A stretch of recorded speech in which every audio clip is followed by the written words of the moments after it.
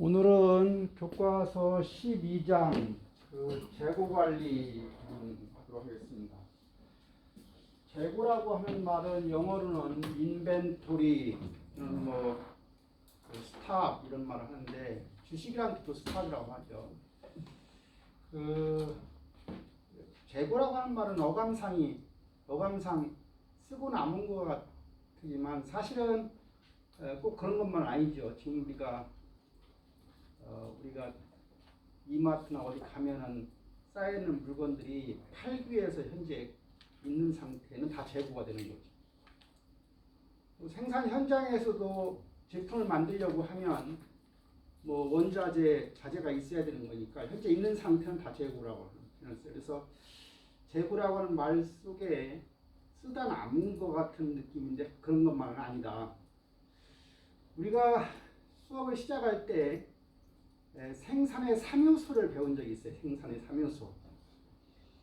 경제학에서는 토지, 노동, 자본이라고 배우지만 경영학에서의 생산의 3요소는 맨, 머신, 머트리얼이다. 그래서 이 머트리얼에 관련된 내용이 이제 12장에 대한 내용입니다. 그래서 머트리얼 하면 자재라고 하는 뜻이 있고요.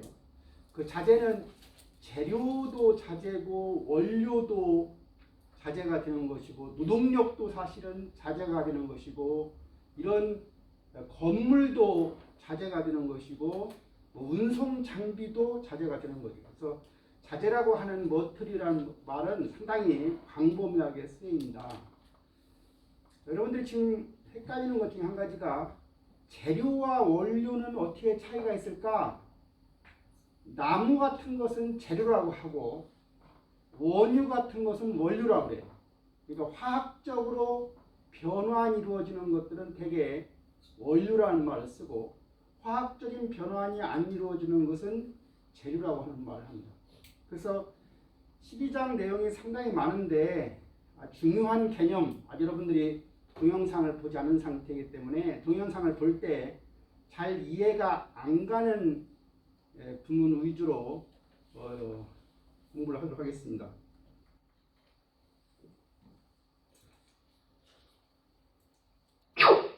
그래서 첫 번째는 자재에 대한 내용인데 자재가 상당히 물적, 인적 요소를 포함한 광의의 개념이다. 그리고 제조를 위해서 직접 간접적으로 투입해야 하는 원료와 재료 모두를 협의의 자재라고 하는데 아까 원료와 재료에 대한 부분은 제가 했습니다. 이 원료비, 자재비 이런 것들을 절감해야 되는 중요한 이유가 있어요. 왜냐하면 오늘날 생산 현장이 자동화가 상당히 많이 진척되면서 인건비의 포지션이 점점 줄어들고 있다. 우리가 여러분들이 원가 수업 시간에 원가를 구성하는 3요소, 재료비, 노무비, 경비 이렇게 배웠지만 그 중에서 인건비의 포지션이 점점 줄어들고 있는 상황이다. 그것은 공장의 자동화와 무관하지 않다. 그러면 상당히 많이 포지션을 차지하는 것 중에 대부분은 재료비, 이런 머트리얼에 관련된 비용이다. 어떻게 보면 한 60%가 그걸 차지하기 때문에 우리가 원가를 리덕션, 감축하려고 할 때 가장 중요한 파트가 이 원료비나 재료비, 노무비 이런 재료비나 이런 머트리얼에 관련된 비용이다. 그래서 여하이 그러한 구매 원자재 구매를 얼마큼 잘 했느냐가 그 기업의 결국은 원가를 구성하는 요소에 영향을 줘서 결국은 경쟁력을 좌우한다. 다시 말하면 과거에는 한 나라 안에서만 그런 원자재를 소싱했지만 지금은 결국은 세계 전 국가를 상대로 해서 결국은 그런 원재료비를 가장 품질이 좋으면서도 가격이 싼 그런 원자재를 여하이 잘 공급받는 것이 결국은 가장 중요한 원가 절감의 요소라고 한다. 우리가 buy라고 하는 말, 영어로 BUI, buy라고 하는 말하고 purchase라고 하는 말이 영어로는 다 우리말로는 구매라고 하는 뜻이지만 대개 우리가 슈퍼마켓에 가서 백화점에 가서 뭘 살 때는 buy라고 하는 용어를 써요. buy, B-U-I를 쓰지만 실제로 생산에 들어가는 원자재를 구매할 때는 purchase라고 하는 말을 쓴다.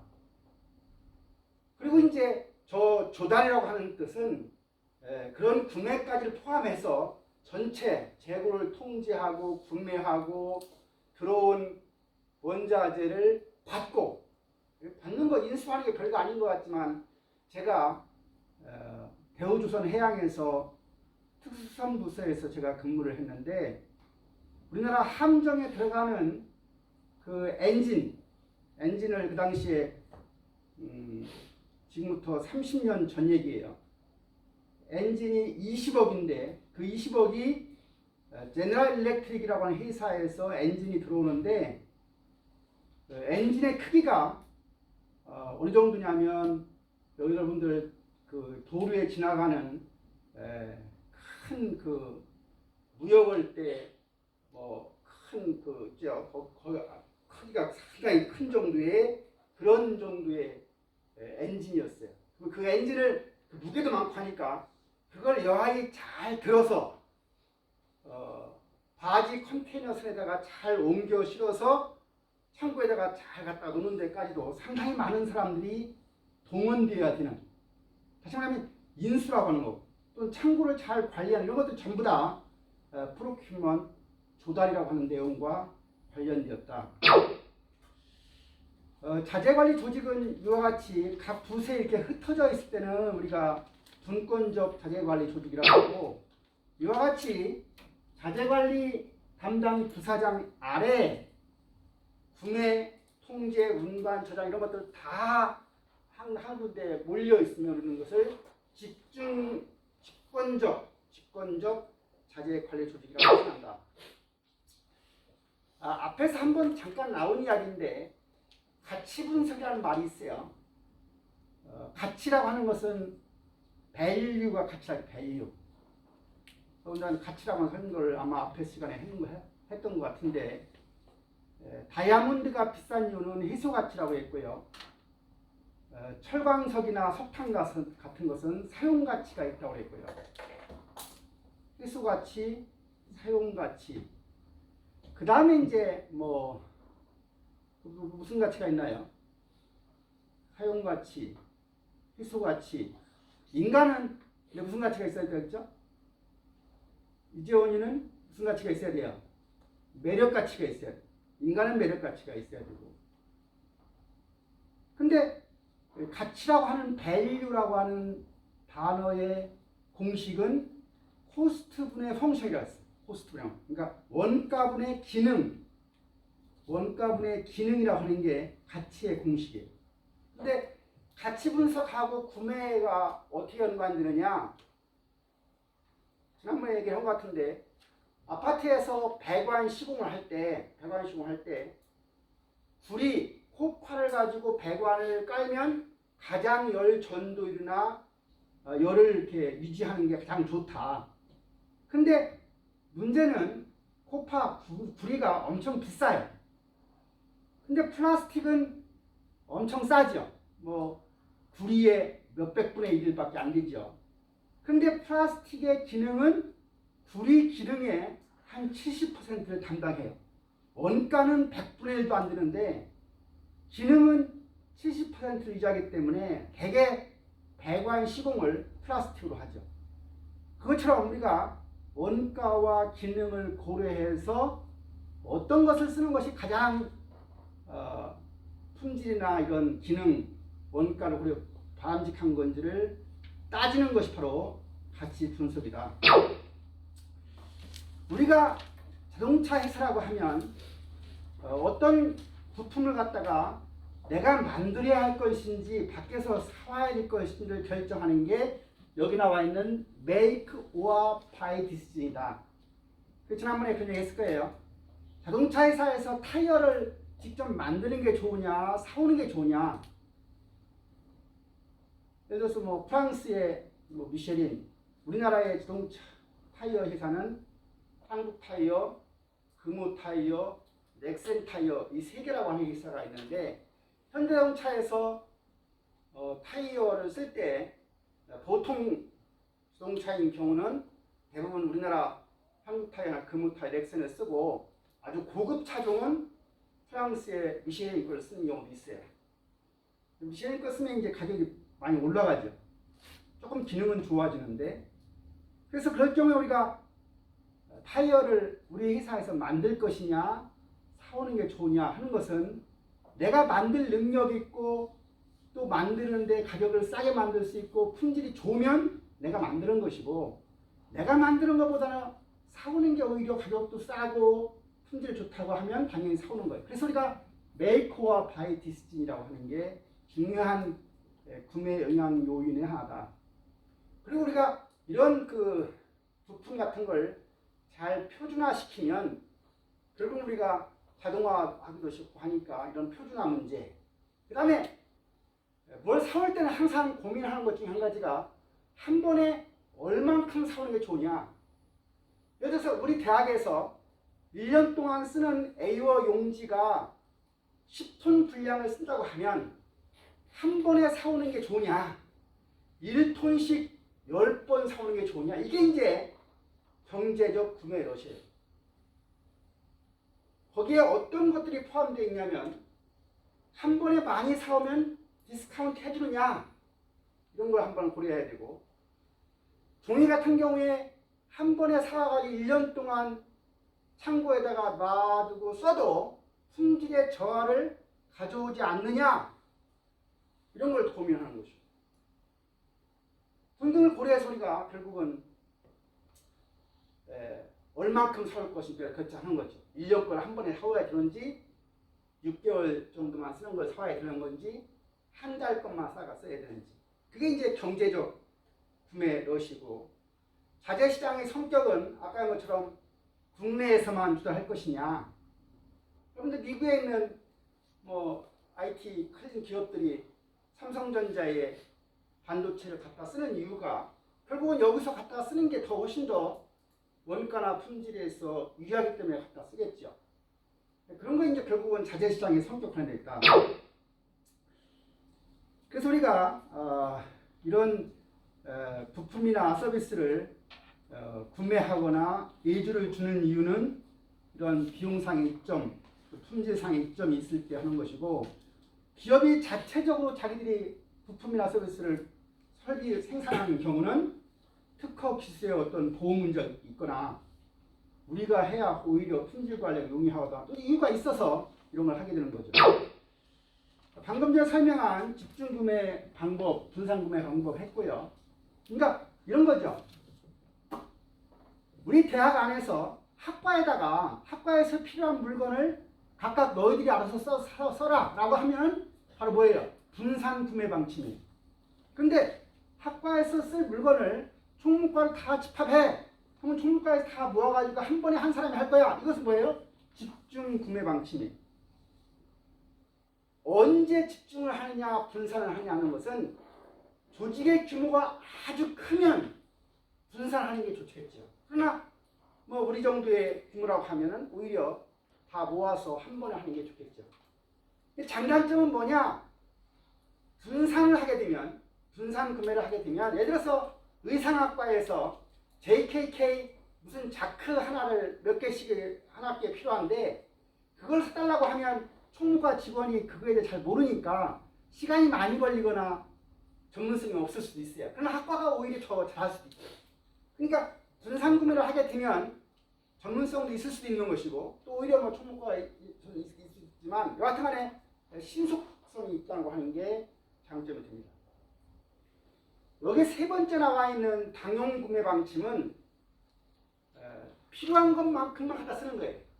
이번 달에 100이 필요하다면 100만 하고요. 다음 달도 50이 필요하면 50만 갖다 쓰는 거예요. 그러니까 그때그때 필요한 양만큼만 구매하는 게 당용 구매 방법.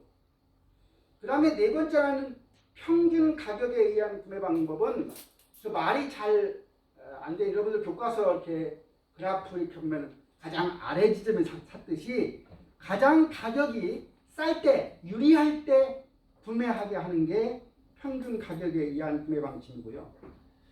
상호 구매 방침은 뭐냐?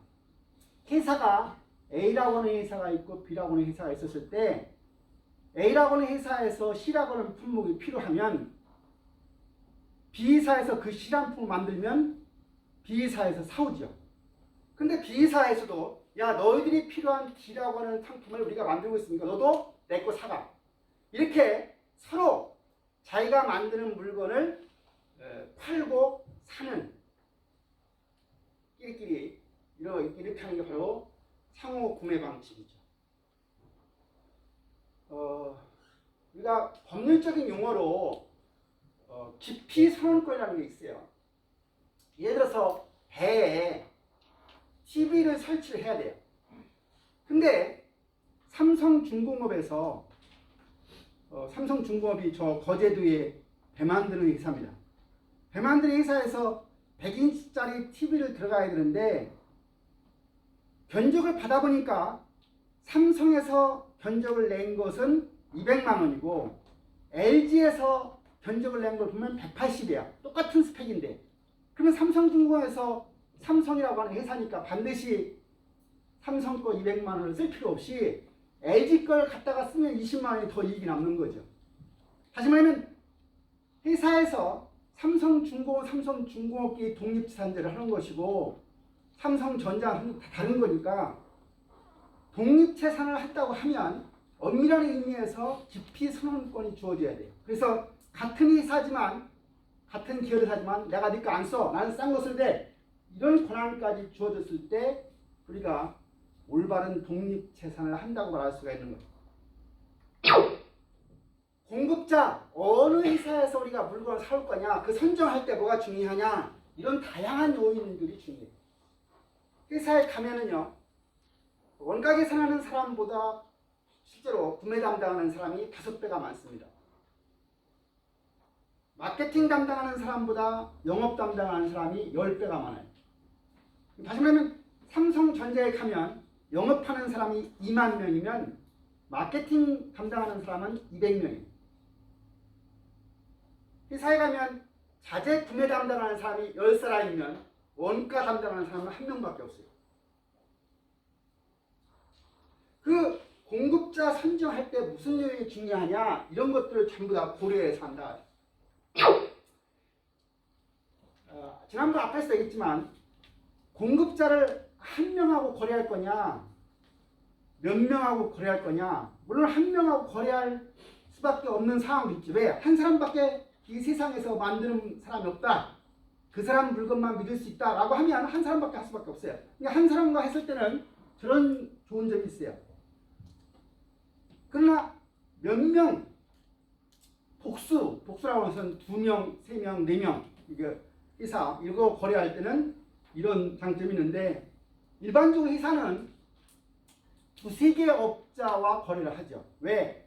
한 업자와 거래하다가 어떤 불이 났거나 어떤 상황이 문제가 발생하면 생산이 중단될 수밖에 없기 때문에 대개 복수의 공급자와 거래를 하게 됩니다.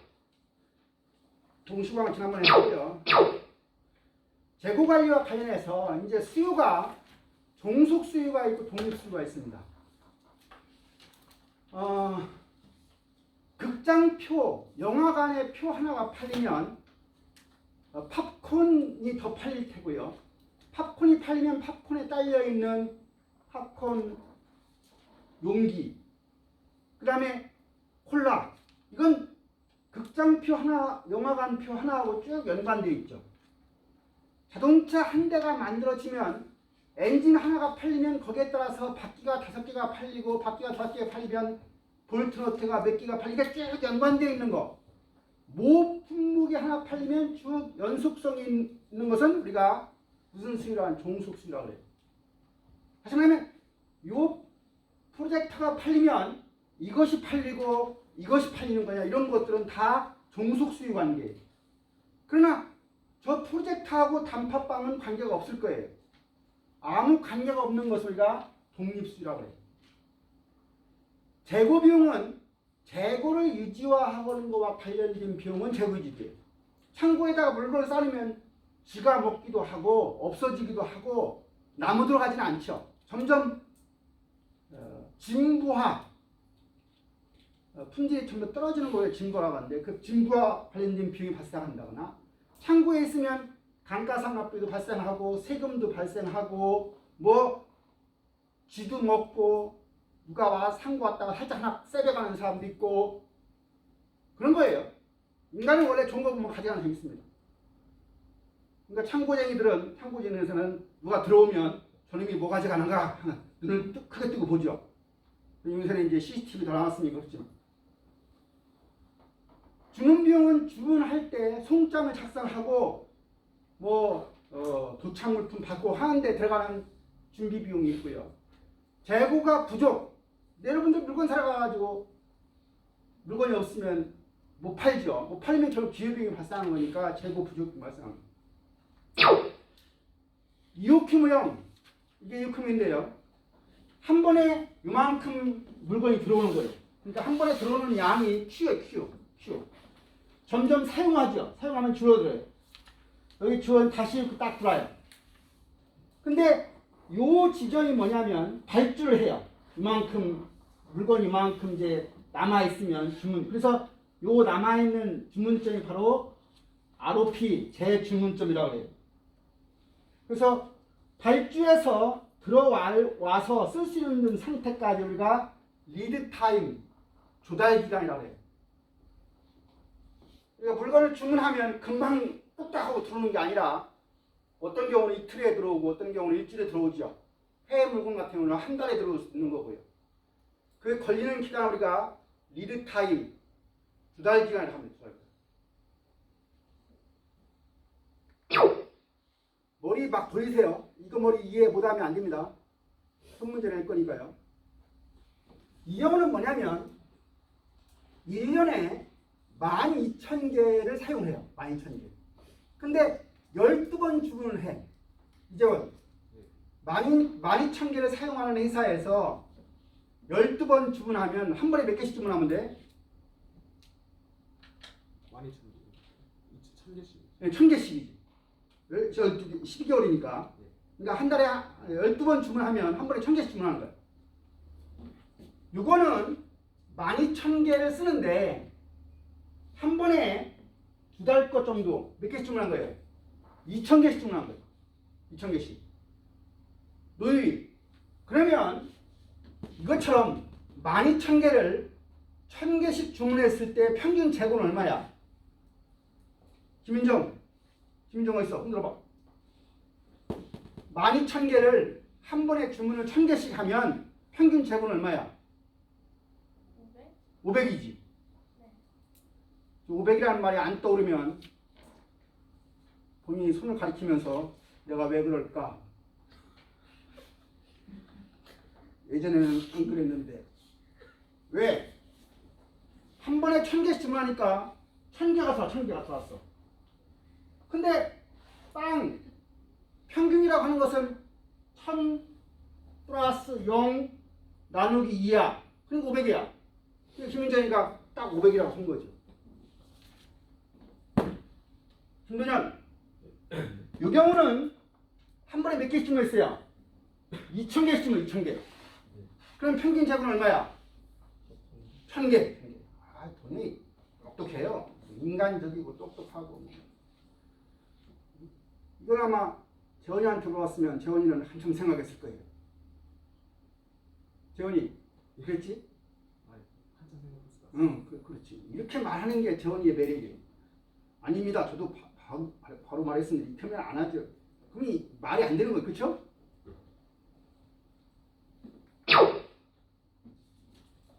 요 그림은 뭐냐면 2분의 P라고 하는 것은 평균 재고고요. 한 단위 유지비용, 재고 유지비용은 H예요. 그러니까 2분의 Q에다가 H를 곱하면 재고 유지비용이에요.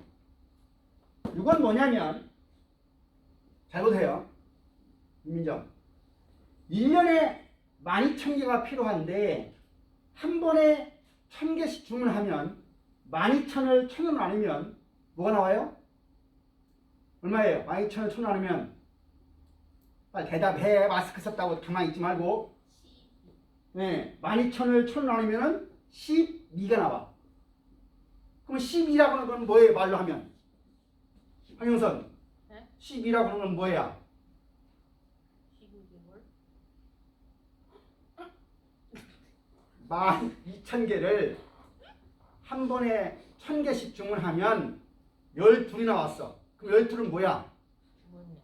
응? 주문량. 주문? 량. 주문은 지금 몇 개씩 한 거야. 1년의 사용량이 D야, D. 12,000개. 근데 한 번에 주문하는 양이 1,000개야. 김정, 12,000을 1,000으로 나누면 12이 나오는데 그 12이 뭐야? 무슨 수야?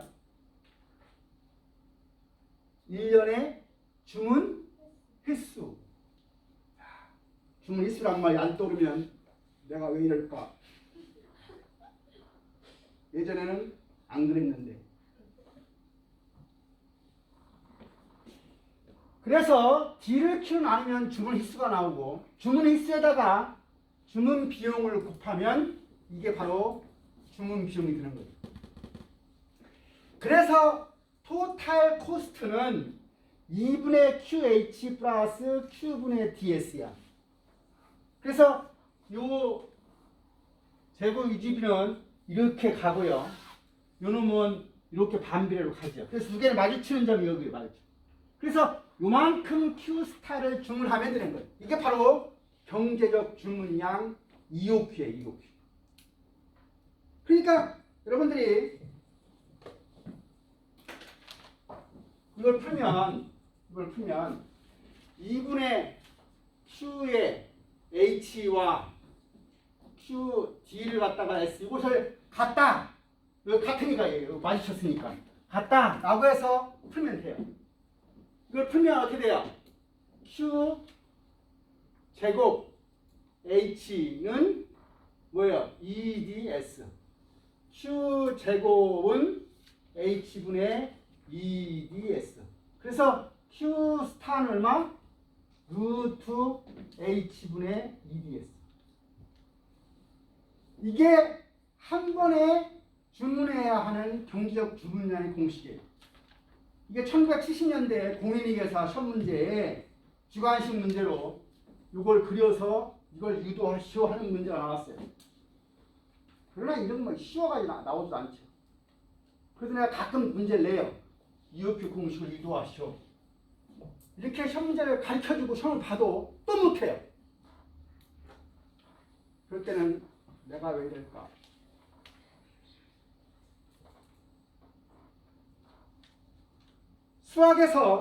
수학에서 이런 거 여기에서 TC라고 하는 것을 알려줬을 때 이런 TC는 2분의 Q의 H, Q의 DS에서 Q를 구하라고 하면 고등학교 2학년 때 배웠던 미분을 가지고 하면 돼요. 어떻게 한다고? 이걸 Q로 미분하면 돼. Q로 미분합니다. 이걸 미분하면 어떻게? Q로 미분하면은 2분의 QH 미분하면은 뭐예요? 2분의 H. 권한을 Y는 X분의 1을 Y 다시 미분하면 얼마인가? 이거 미분할 줄 알아? X분의 1 미분할 줄 알아? 이거는 X의 마이너스 1승이에요. 그러니까 이거 마이너스 1에 X의 마이너스 1에 마이너스 1 마이너스 X의 제곱분의 1이 이것이 미분한 거죠. 따라서 이거 미분하면 마이너스 Q제곱의 DS가 나옵니다. 그래서 요거를 0으로 놓고 풀면 저거하고 똑같은 결론이 나온다. 미분 배웠어요? 안 배웠어요? 미분 중에 가장 쉬운 거죠? 이재원, 예. 사인을 미분하면 뭐야? 기억나는 것 같습니다. 사인, 코사인, 사인 미분 뭐야? 안 배웠어요? 사인 미분하면 코사인이 뭐야?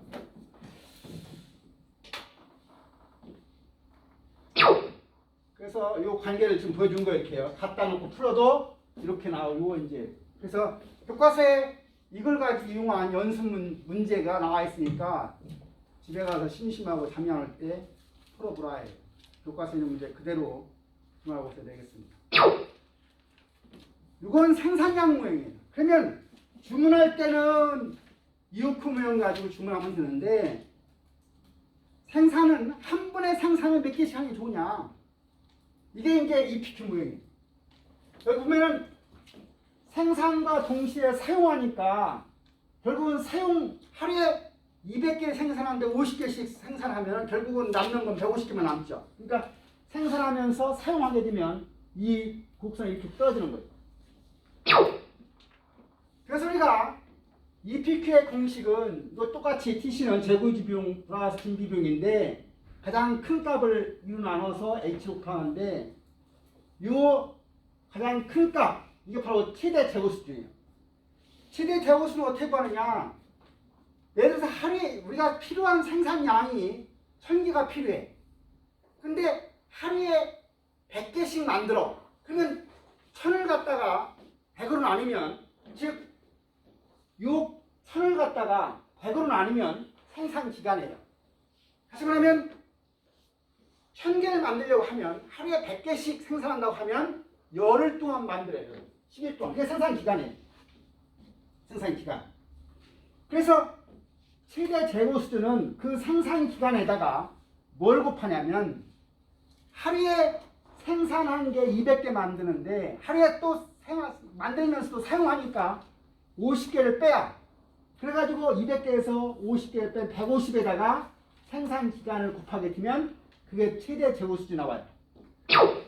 그래서 그 최대 재고 수준 요 공식을 갖다가 여기다 넣어가지고 요거를 0으로 놓고 정리를 하면 요 앞에 나와 있는 공식은 이오큐 공식이고 뒤에 나와 있는 것이 이것이 하나 더 붙습니다. 그것은 요 과정 때문에 이게 더 붙어요. 그래서 요 공식이 바로 경제적 생산량 공식이니까 왕윤 뭐 하냐? 응? 교과서를 찾아보는 거냐? 응? 뭐지 뭐라 그랬어 내가? 잘생긴 나를 보라고. 응? 동현아. 네. 잘생긴 나를 보라고. 네. 평생 보는 게 아니야. 알았어? 네. 응. 그래서 이 공식을 이용해서 경제적 생산량 문제 교과서에 나와 있으니까 그 문제를 잘 이해하면 기말고사 해결할 수 있습니다. 이건 수학관이 있는 경우예요. 우리가 재고관리 시스템 중에서 정량주문 시스템이 있고 정기주문 시스템이 있어요. 정량주문 시스템을 Q 시스템이라 하고 정기주문 시스템을 T 시스템이라 하는데 이건 무슨 말이냐면 주문할 때 매번 2000개씩 주문하는 거야. 2000개씩. 이것은 매월 한 번씩 주문하는 거예요. 그러면 2000개씩 매번 주문하면 수요량의 변동에 따라서 뭐가 바뀌겠나? 김민정, 정시철이요. 한 번에 매번 2000개씩 주문해. 2000개 주문해. 이거는 매월 한 번씩 주문해. 그러면 요 Q 시스템인 경우에 수요량이 변화가 되면 뭐가 바뀌어야 돼요? 뭐가 바뀌어요? 주문 간격이 바뀌지. 내가 2000개씩 매번 주문해. 근데 수요량이 많으면 주문 간격이 좁아지지. 이해 안 가요? 수요량이 적어져. 그러면 주문 간격이 넓어지지. 요 P 시스템은 무조건 한 달에 한 번씩 주문해. 한 달에 한 번씩. 그러면 수요량에 따라서 수요량이 많으면 이런 경우에 뭐가 바뀌겠어요? 주문 양이 바뀌는 거죠. 그 말이 생각이 안 나면 지금 본인은 엉뚱한 생각하고 있는 거예요. 본인이 자꾸 집중하지 않으면, 몰입하지 않으면 성장을 못하고, 성장을 못하면 기쁨이 없고, 기쁨이 없으면 행복이 없는 거예요. 행복하지 않으면 불행한 거예요. 그래서 요 P 시스템은 주문 양이 바뀌는 거고요. Q 시스템은 주문 간격이 바뀌는 거예요. 뭐에 따라서? 수율량에 따라서. 그걸 보여주는 그림이에요. 아까 ROP라고 하는 재주문점을 결정하는 거. 지금 현민이가 슈퍼마켓을 운영하고 있어요. 라면을 팔고 있어요. 슈퍼마켓에서. 근데 라면이 하루에 10박스씩 나가. 근데 라면을 주문하면 라면이 올 때까지의 리드타임이 일주일이야. 라면이 하루에 몇 박스 나간다고? 10박스가 나가는데 라면을 주문하면 일주일이 걸려, 7일이 걸려. 그러면 재고가 몇 개 남았을 때 주문해야 되냐?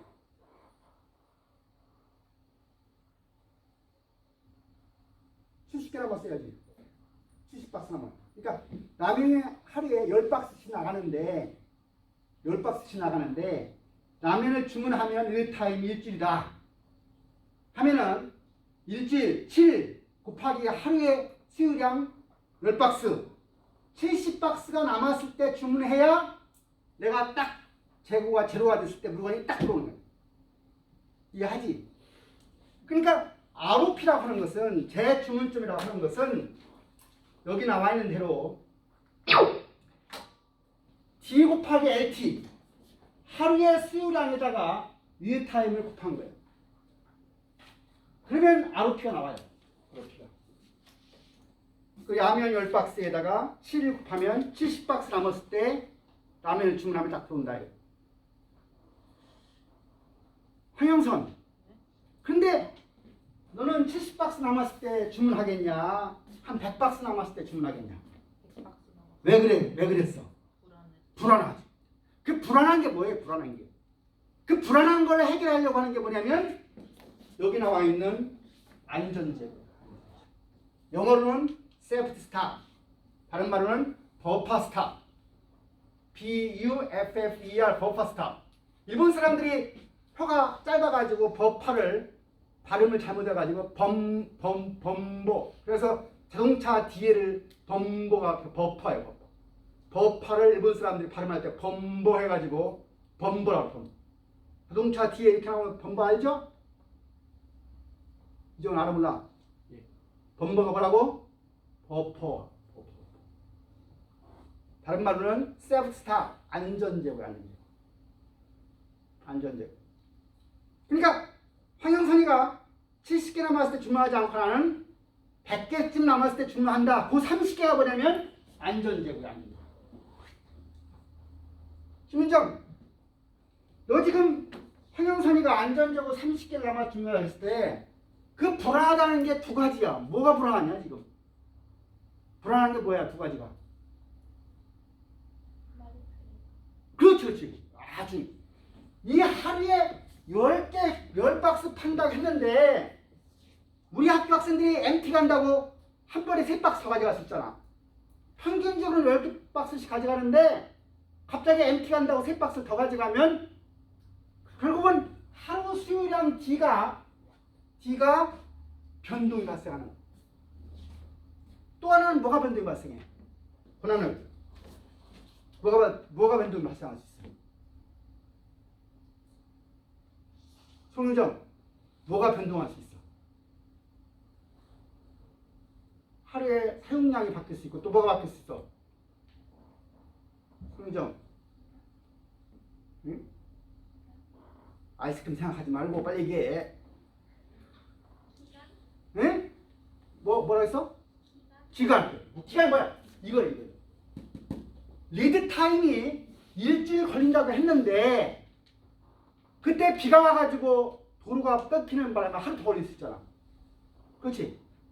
그래서 결국은 불확실한 요소는 이게 변동을 하고 이게 변동을 할 수 있는 거야. 그래서 뭐가 황영선이 한 것처럼 30개라고 하는 안전제고가 더 필요한 거야. 이게 뭐야? ROP야. 리오다 포인트.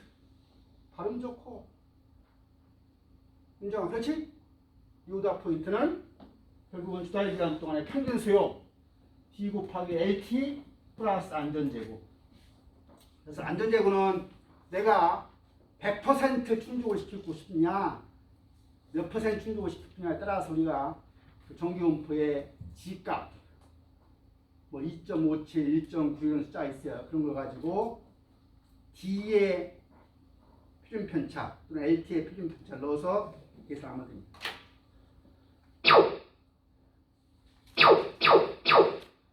자, 끝났고요.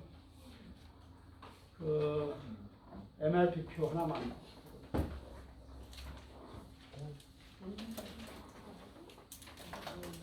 교과서 13장에 가면 요 전사적 자원관리가 나오는데 요 전사적 자원관리